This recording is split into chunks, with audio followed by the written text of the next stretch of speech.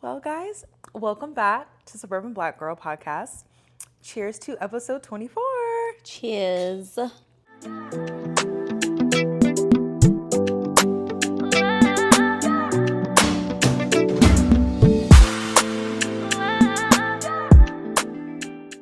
Well, I feel like today, a topic that is just kind of like, I feel like I keep seeing it in the media is, and I've seen it in comments, is just suburban black girls and men that come from the hood, that attraction. Like, what attracts this suburban girl to this hood man? Mm-hmm. So I just want to get into it based on just like our perspectives and just kind of let's talk about it. Yeah. So, with that being said, my first question to you is, why do you think suburban black girls like men from the hood, or maybe they may have a hood phase where they date men that are from the hood? I think it probably varies depending on the person. Like, I feel for me, maybe the one or two, I don't even know, experiences that I had with that. I don't even want to call it excitement, but like it was just fun was part of it. But then another part of it for me is like I always just like getting different perspectives on life, period, and hearing people's different perspectives. So hearing the perspective of somebody that grew up completely different than you did, actually for me was very mentally intriguing. So I feel like that was part of it, but also just, I don't know, maybe it was a little bit fun. That's what I think. Yeah. I think for sure for me it's like it's a life and a perspective on life that I don't know. Mm-hmm. But of course it's intriguing to see someone's point of view of life different from yours. Yeah. And so I would always find it interesting where I'm like, everything is just so different. And I felt like a lot of times when I had my little era of that, there were so many things that they would teach me that I just didn't know. Yeah. And vice versa, right? Mm-hmm. So I actually enjoyed it. I think it was like a fun little phase to have, but I think a lot of suburban black girls do go through that phase, especially when I think we're younger. Yeah. I think maybe for some people it could be like a rebellion thing or whatever. But yeah, you just made me have a thought when you said they're teaching you things you don't know. I didn't think of it that way, but I feel like, yes, it goes both ways. For sure. But also, how much of it do you feel like as women and women like being nurturers or whatever, how much of it do you think is just like potentially them being wounded and us being nurturers in a sense? You know what I mean? I think that's the biggest thing. Yeah. Because, the ones that I used to talk to or like know as friends, they would just tell me it's like, talking to you, it kind of gives you a breath of fresh air. Mm-hmm. You know what I mean? Because you're not talking to someone that comes from the same struggle. So you're not like kind of talking about things that really have broken you down. Yeah. It's kind of like you're getting to see more of a positive outlook on life. Yeah. And it's kind of like you're lifting them up versus feeling like they're looking in the mirror. But I know that based on just even my parents. I mean, they come from two different upbringings, and just watching them navigate their marriage and stuff, I definitely see why men that come from the hood date women that come from the suburbs at times. Because my mom does balance him out when it comes to just him dealing with, family drama and the trauma that he's been through and the things that he goes through. So, because those are things that, men that come from that world, it's kind of something that they're always going to continue to struggle with through life.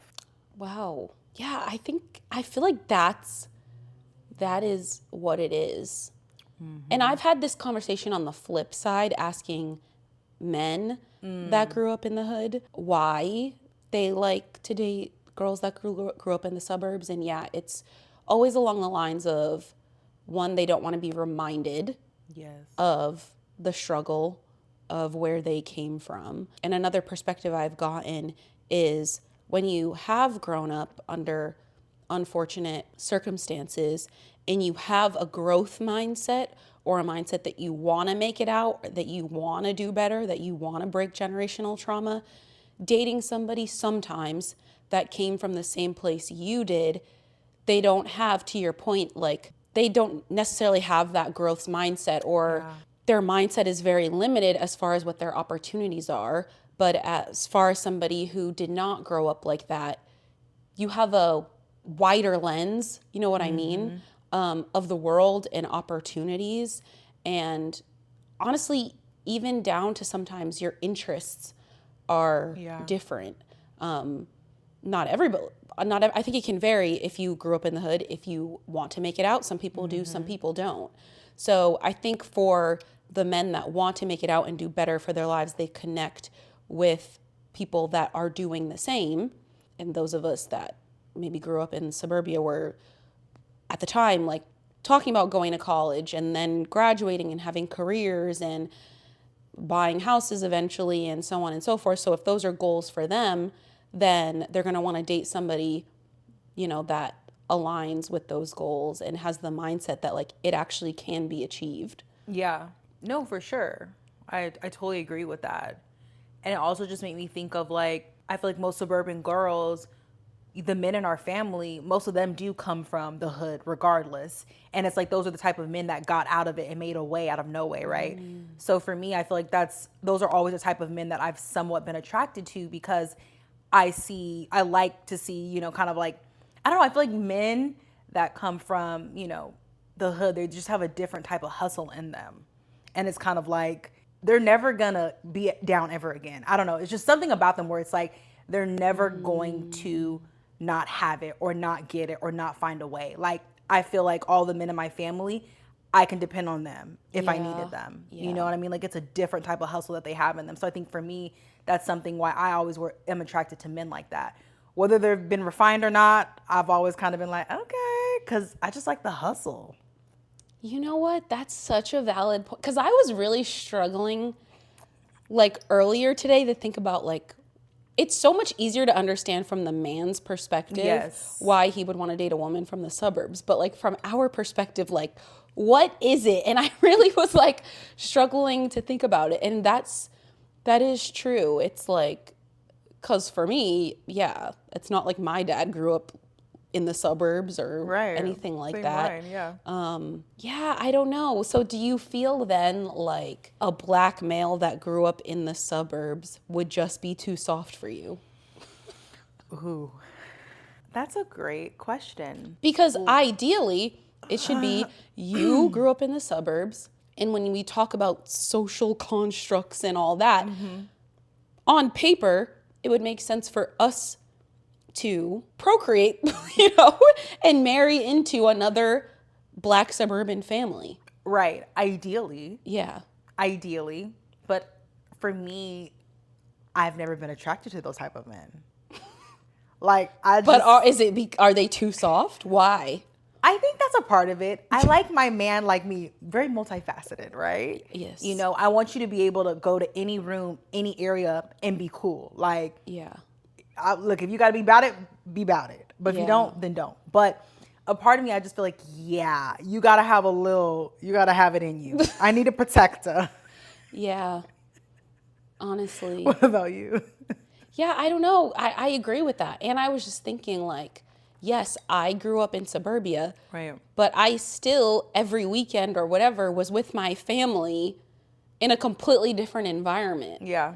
And so I feel like that's where like the multifaceted or whatever comes from with us. So that's why I feel like I need somebody like that. Yeah. Where they can code switch also. Yeah, I don't know. I feel like that's it. But yeah, and it is just like if you're too soft. But granted, I know that's attractive to some women where it's like, you know, a man that'll talk to you crazy and then you guys no, I don't want that. No. Do not yell at me. Do not raise your voice at me. So there's a line for me. But yeah, I don't know. Yeah. You know, I think it's just good to have a man that, like I said, just, you know how to go in any room and carry yourself as that. So I think that's really why I'm attracted to it. You know what I mean? I think it's important to be able to just navigate and code switch like you talked about. But yeah, I've never dated a man. Honestly, I really don't meet black men from the suburbs, to be honest. I think it's also maybe depending on where I grew up. But I mean, even the guys, even now that I think about it, some of the boys that I did go to school with back then, like, no, we did not click at all. And they were definitely not my type. So, yeah. Do you think that black men that grew up in the suburbs are more likely to like white women? Absolutely. Predominantly white.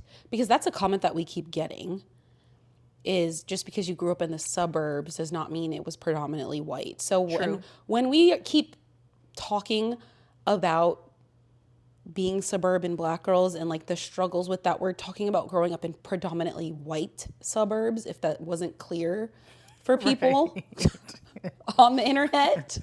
I wish I grew up in a black suburb. Right. Yeah. Like, we're not talking about black suburbs, obviously. Yeah, no. So, yeah, do you think that black men that grew up in predominantly white suburbs are more likely to date white women? Absolutely, yes.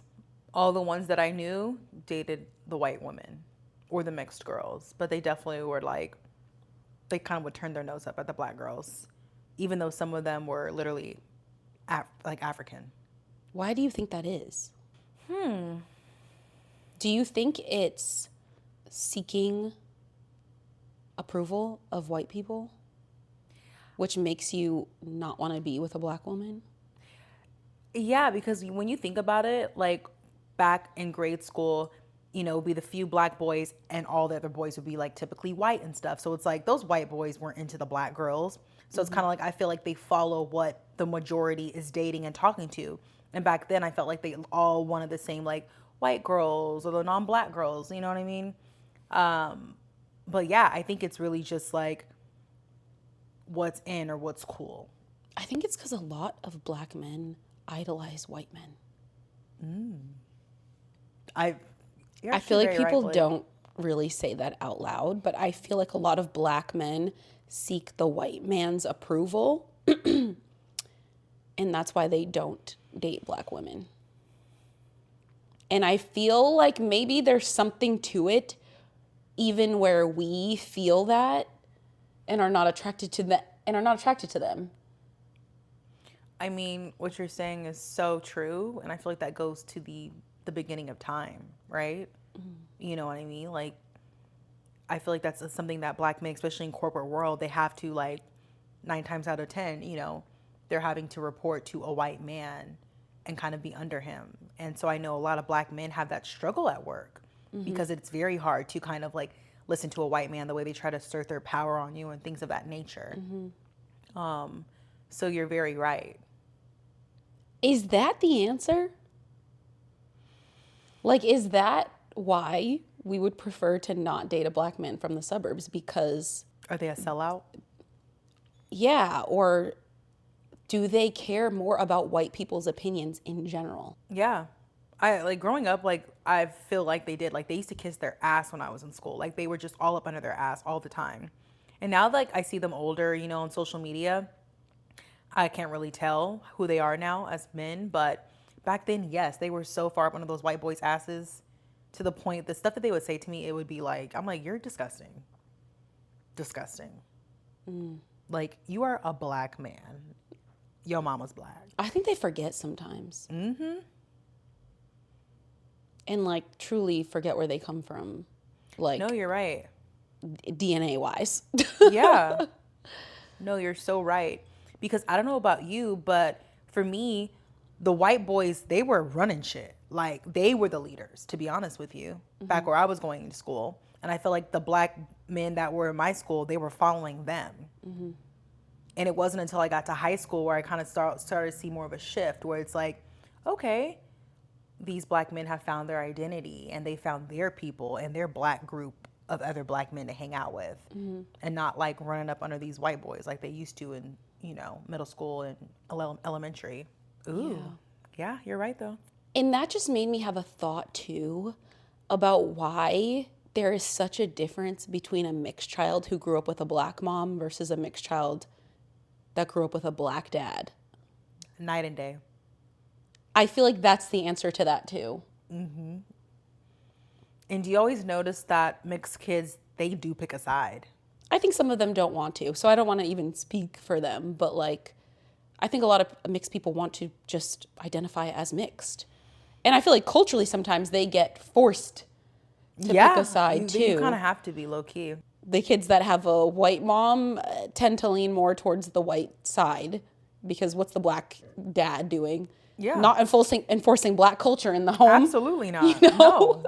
Whereas No. a black mom is not having that. So No, for sure. And to be honest with you, growing up in California, I thought for the longest that I was going to end up with a white man. And that's just because of what I was around, to be honest with you. But it wasn't until I moved to Houston, for real, to where I was like, yeah, no, like that's not even an option anymore. But I think it's also just like your environment, also for sure, like where you're living at. Because in California, I felt like, if anything, the older I was getting, I felt like I was getting more attraction and more men that were liking me that were white or just not black. So it's very interesting. wow, that just sent me down a rabbit hole of thoughts, I'm not gonna lie. Because I really, like, coming into this today, I really did not know, like, I could not really, like, pinpoint the answer. Blake, please. Please. I couldn't put my finger on it. Well, with that being said, should we get into the other questions? Yeah. I feel like we answered the question now. Like, what questions are even left? No, literally. Oh my gosh. Do you ever feel like at the time when you maybe dated men that were more so from the hood, do you feel like that was you breaking out of your suburban good girl box? Maybe subconsciously, like not intentionally. I think, like we were talking about earlier, it was just like fun, different, whatever. Also, I think maybe it was just a nice, I don't know what the word for this would be, just like, I feel like something about it makes you feel more connected to your blackness. Does that make sense? Yes, it does. A lot of sense. But like, I don't know how to expand upon that. It's just a feeling. Yeah. I mean, honestly, that phase of my life was probably one of my faves. It was fun. Like, it was such a thrill. I really had a phase, Blake. And yeah, like I had a lot of fun. I think it was so different. And it was like this wild ride of like, what's coming next? You know what I mean? But for sure, I think that, you know, it definitely made me feel a little more like, yeah, I'm not just a suburban black girl. Like, Yeah. I could do this too and handle it and whatever. I was going with the flow. Like, Yeah. but yeah, you know, that was a nice phase in life. But Also, how much of it do you think made it fun that they were in turn intrigued by you?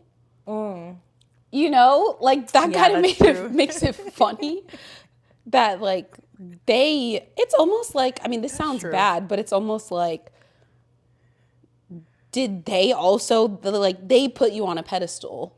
yes, you're so right. And I think when you're younger and less secure with yourself, it like feels good to be put on a pedestal like that, like whatever. But yeah, no, that also makes red flags go over your head. Like, if a man ever says you're too good for me, believe him and run, you know? So yeah.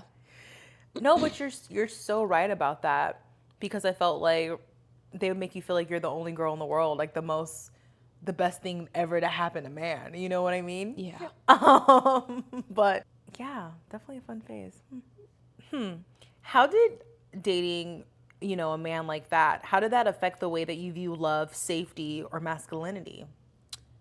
Well, to what we've been talking about this entire time, it was fun. And fun does not always equate to safety. You know, roller coasters are fun and an adrenaline rush. Are they the safest thing you can do? No. Right. Like, driving without your seatbelt on at 90 miles per hour might be fun, but is it safe? No. More like 120. Yeah, exactly. So I think, to your point about it having been a phase, like, yeah, because eventually you start to value different things and you want to feel, yes, you might feel safe physically with them, but I would put money that there was not a lot of emotional safety there.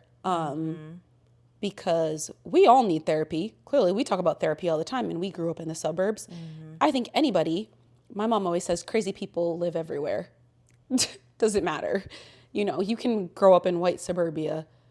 They be killing each other in their homes too and burying the bodies, whatever. It don't matter. So there are crazy people everywhere. Yep. And so I think no matter how we grew up, we all need therapy. But yeah, I think when you grow up like that, there's certain traumas that lead to, could be potentially toxic masculinity or whatever, but definitely not providing a lot of emotional safety. So I think for me, that was, something that I learned, which, like, ideally, again, when you think about it on paper, you would want someone that grew up in the suburbs and in a 2-parent household, and that they'd be, life doesn't work that way. But I think that might have been something I learned to value more over the fun, because eventually the fun runs out. Yeah. No, for sure. Yeah, I think for sure it taught me love, but toxic love. You know what I mean? Because it's one of those loves where it's like, if I can't have you, no one can. Like it was just like, I feel like it was like a toxic love situation for me. So I just, at the time it was cute because I'm like, oh my God, he just cares about me so much. He loves me so much. But it's like, looking back, like he was actually kind of crazy, like pretty crazy. You know what I mean? Of course, I think it does feel good to feel protected. But then again, I think now that the person I've grown into, it will be hard to be a part of that life, especially being a corporate woman. And some of the things that they get into right now, I'm like, yes, I can't do that. Yes, I've grown to value wanting somebody that doesn't play about me emotionally, not play about me. Yeah. Like that. Yeah. Yeah, it's different. It's different. Yeah. Somebody that, they don't play when it comes to emotional intelligence and support. Yes. Not just physically protecting you or in a territorial way. It's very true. Because I think sometimes it gets romanticized, like the fight and we break up and we make up. But eventually you get too old and it's not cute anymore. Yeah. And then you want a mental and emotional stability. No, literally, because that toxic stuff, sometimes it really ends bad. Yeah. You know what I mean? So you have to know eventually it's like, this love saga is done. Like this chapter has ended. Yeah. So for sure, I agree with that. Yeah. Do you think suburban Black girls are sometimes chasing a form of authentic Blackness in these dynamics due to how we were raised? Yeah, that's what I just said, basically. Like that. Thank you. That put it into words when I said it made you feel connected to your Blackness. Yes, that puts it properly. Yeah. Yeah, because you can feel so out of place in predominantly white suburbia. Yes. Then you completely go to the opposite end of the spectrum, and you feel more connected to your Blackness. And I feel like, yes, on top of everything we've been talking about, that definitely is it too. You feel at home. Yeah. You know what I mean? Even though it's not home, but you feel like it's a safe space to be Black. No, for sure. No, absolutely. And I think for me, it's what keeps me grounded is knowing exactly like where I come from, where are my roots. So for me, I've always valued that my parents made sure I know where I come from.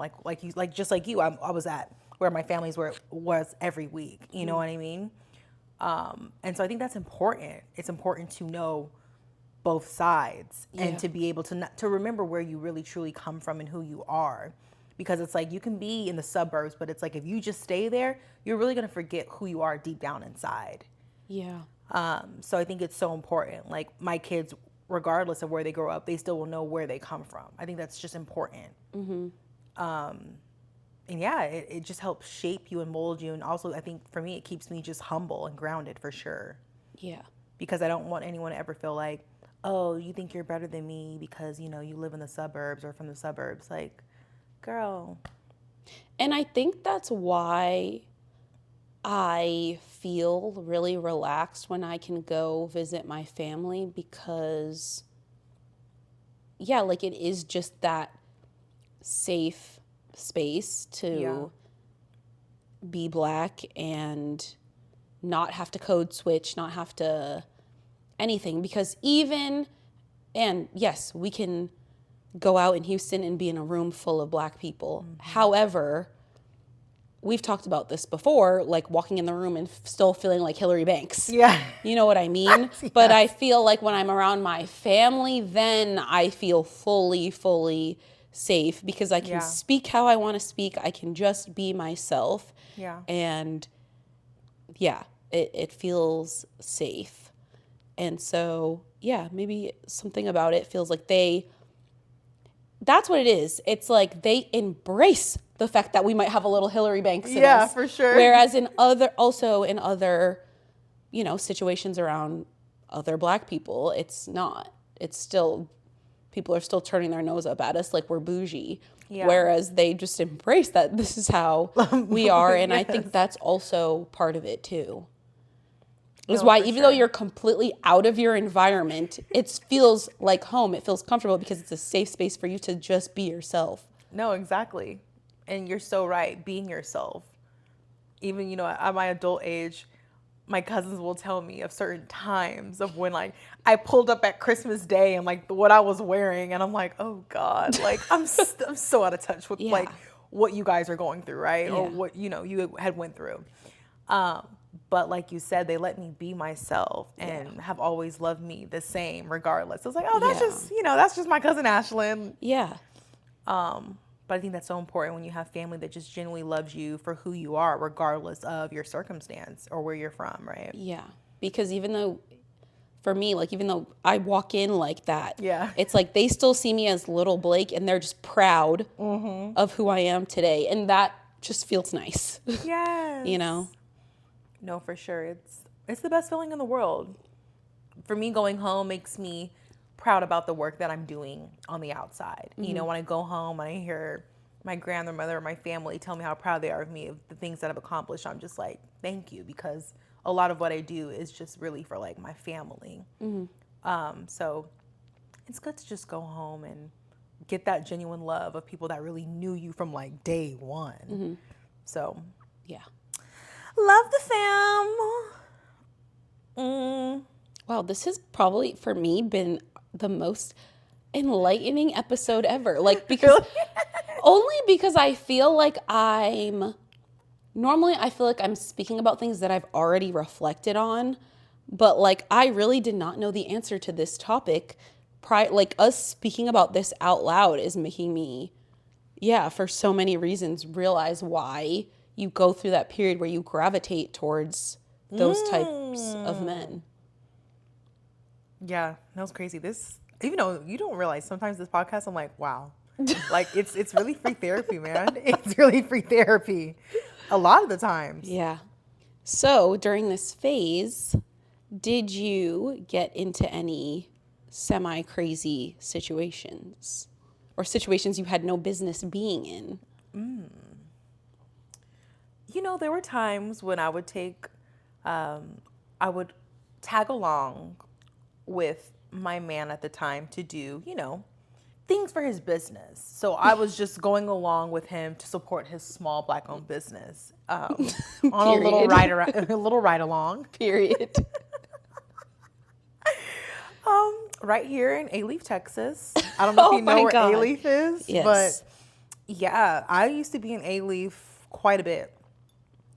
And to this day, we're still cool as friends, which is beautiful. Yeah. He still, I think he still wants me back, but I'm like, oh, no, baby.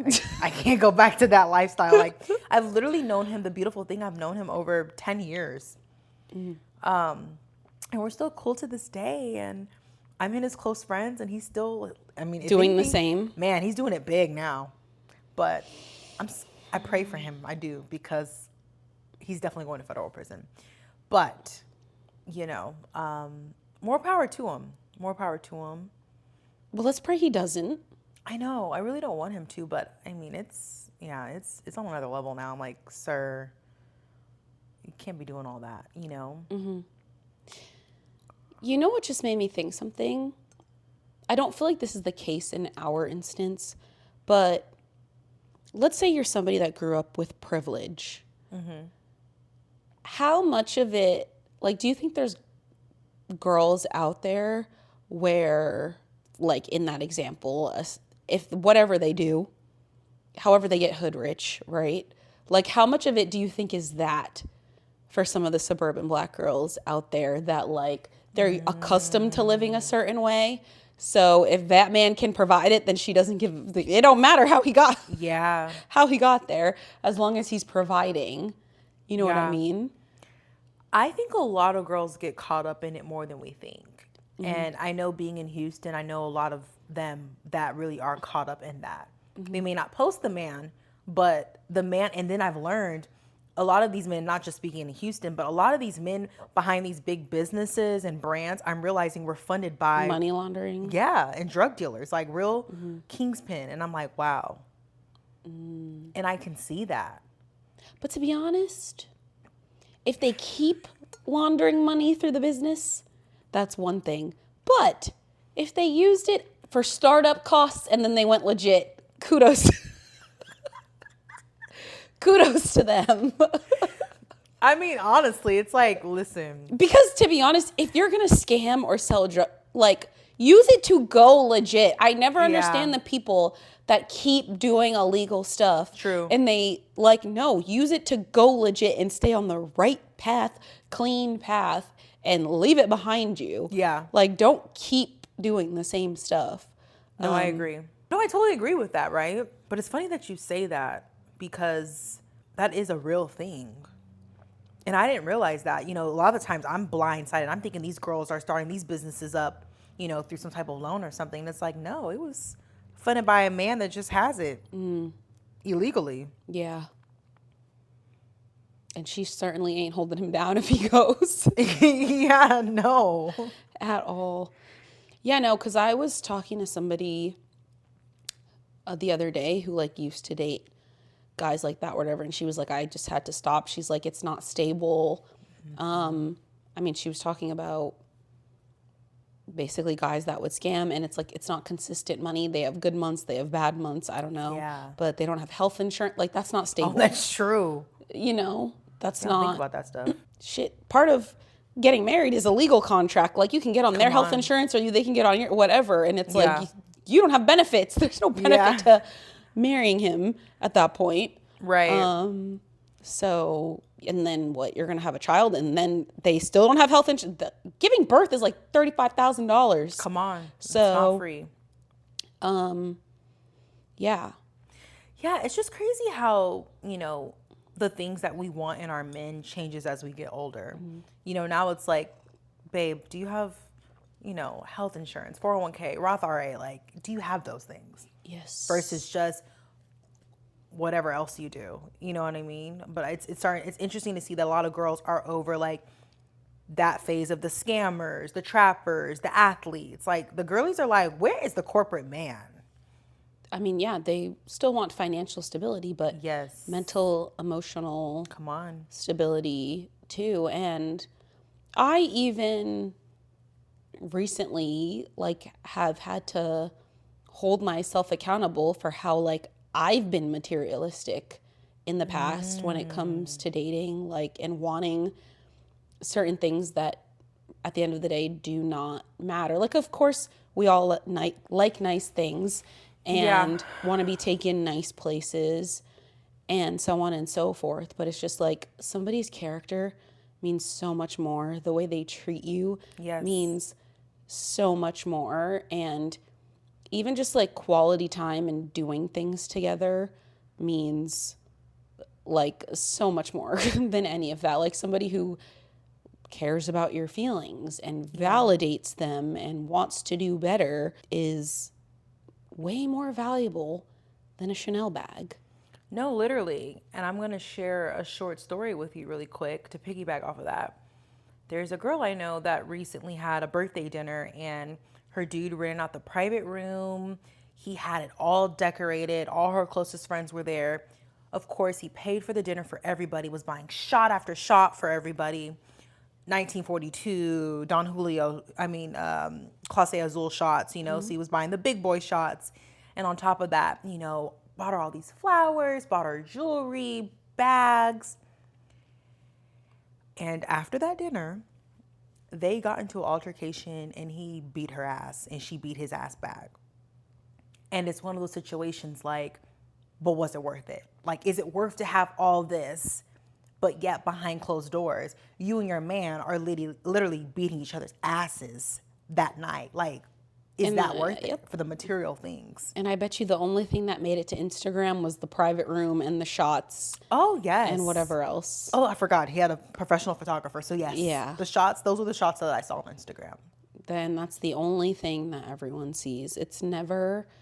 And people aspire for the Chanel bags and the trips and the cars and all of that. People are only showing their wins on social media. They are not showing them getting cheated on, them getting lied to, them getting STDs, them having miscarriages from stress, them getting beat on. Yes. They're not showing any of that on social media. Like, get somebody who values you and loves you. Yeah. And like I said, does not play about you in an emotional way, and they care about your feelings.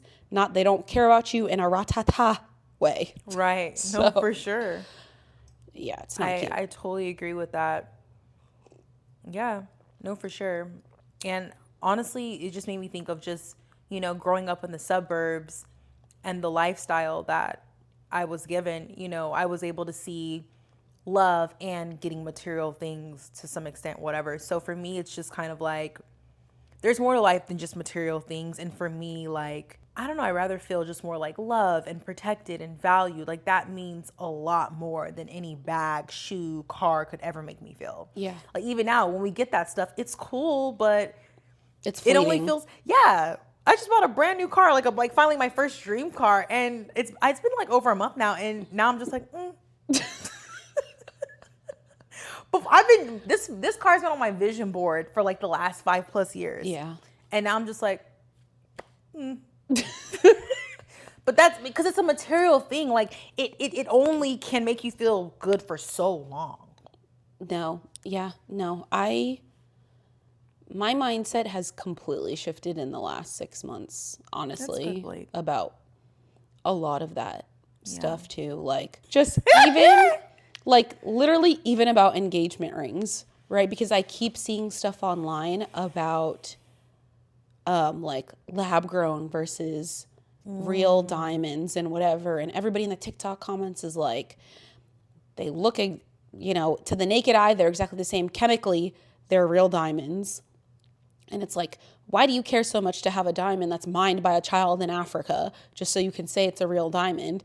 And I was just like... You know what? And then I'm thinking about it too, and it's like, if I want a $30,000, $50,000, $40,000 ring, whatever, that could actually cost $8,000, and the rest of that could go to a home. Mm-hmm. I'm like, what the fuck do I care if it's real or not when it looks exactly the same? You know what I mean? And it's like, I'm not gonna lie, me 2 years ago would have completely turned my nose up, but like, I feel like the things I'm starting to value now are completely different. And it's just like, I would like my own home, to decorate it how I want, to build my own memories there, to have my own family there eventually. And like, that's what's important. And obviously be married to somebody that treats me right versus just having a big ass fucking rock that I can say is a real diamond, even though one that is still a real diamond, just grown in a lab, shines exactly the same. Like, I don't know. You just start thinking about things very differently because, to your point, is the big ass real rock going to make you happy in that moment? Yes, but it's fleeting. But waking up every day in a house that, like, to me is your dream. Like, to me, that would not be fleeting. Like, but that's because for me, that's really what I value is the home. You spend so much time there. That's your safe space. So... And I love decorating and all that. Like, it actually pleases me because I'm a freak.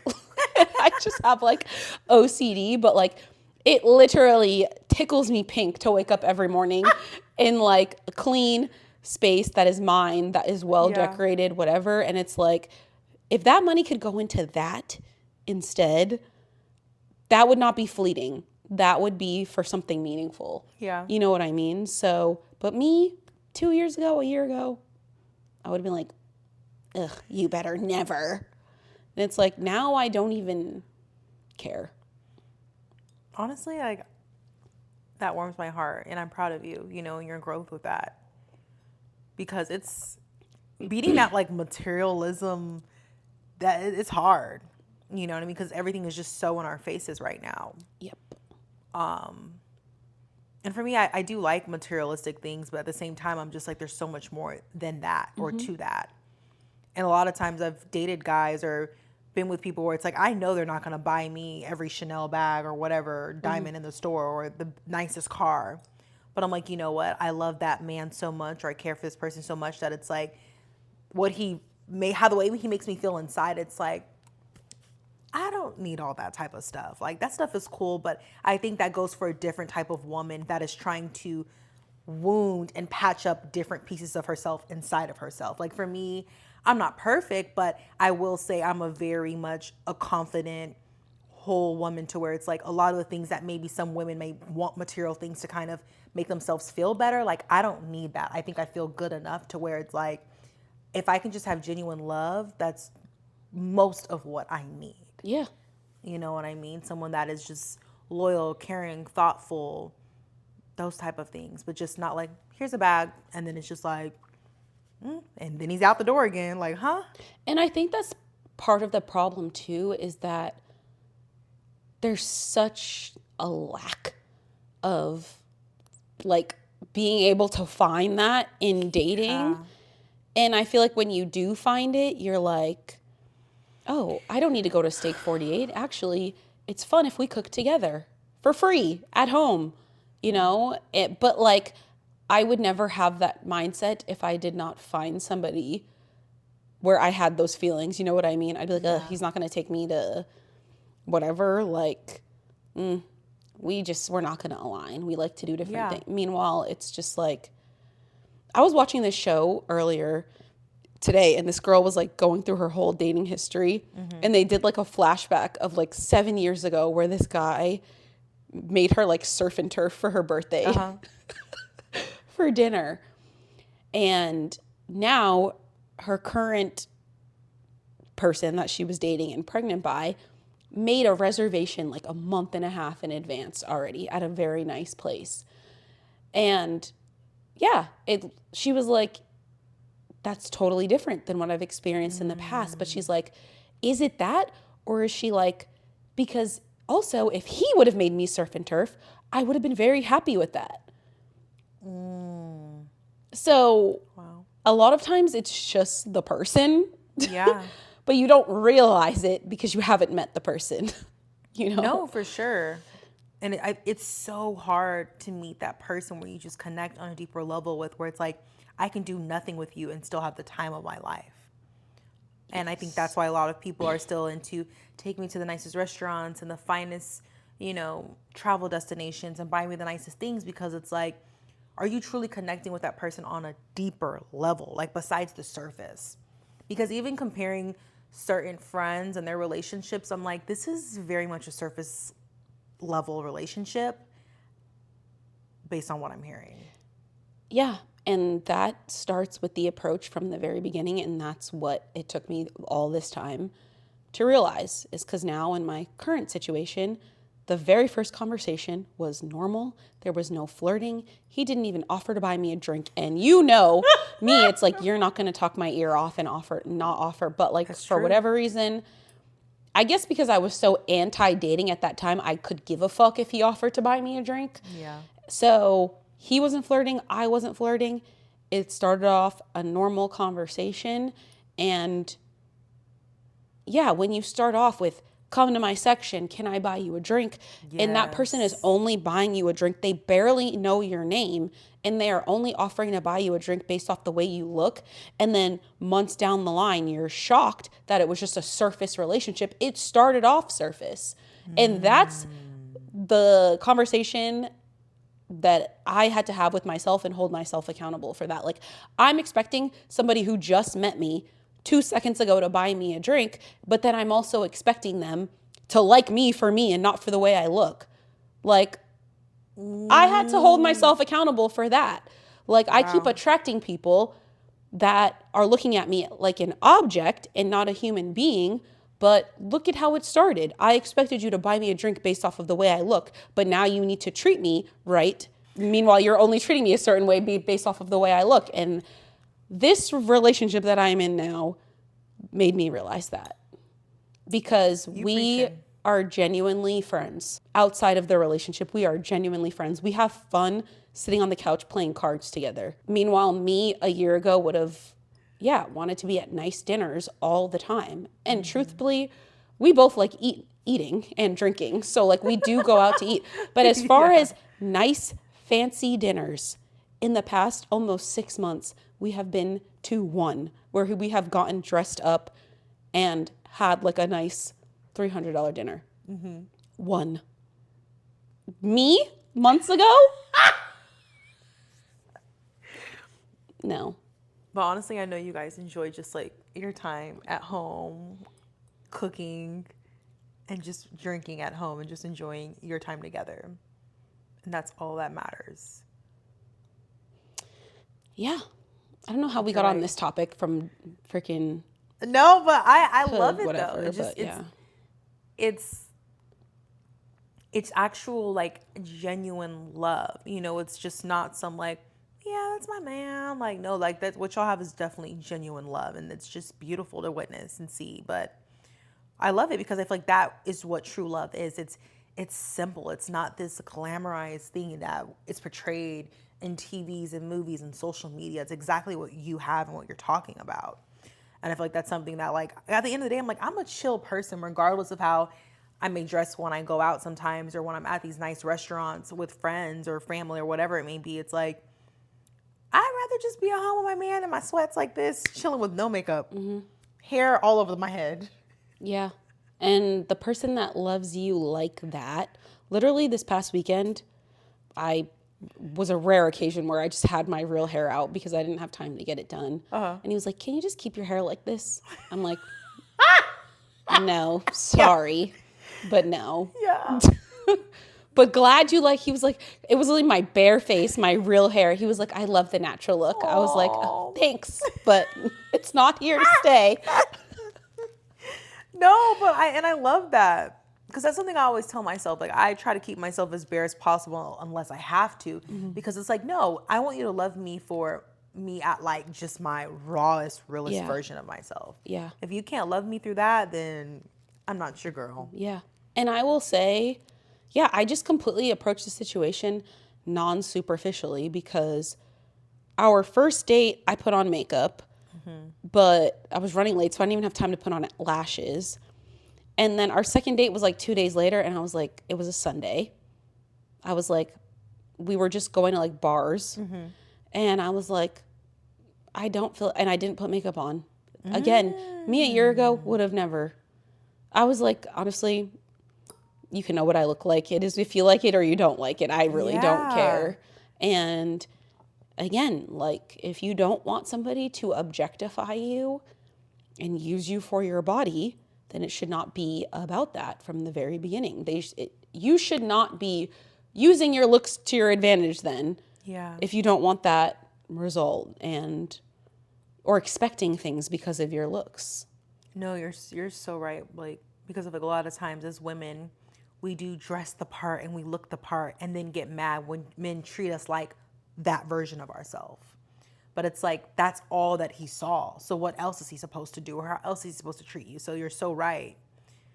But I also think a huge part of it, especially in Houston, is club culture. You get rewarded for looking good. You get in for free. You get free liquor. You get in somebody's section based off of the way you look. It's reinforcing that you should get X, Y, and Z because of the way you look. And it's a toxic cycle. Yeah. And maybe that's our next topic is, No, that's a whole topic. Yeah. So. Well, guys, All right, that was cute. That was cute. Little 1-2-1-2. Thank y'all so much for tuning in. We'll see you guys next week. Bye. Bye.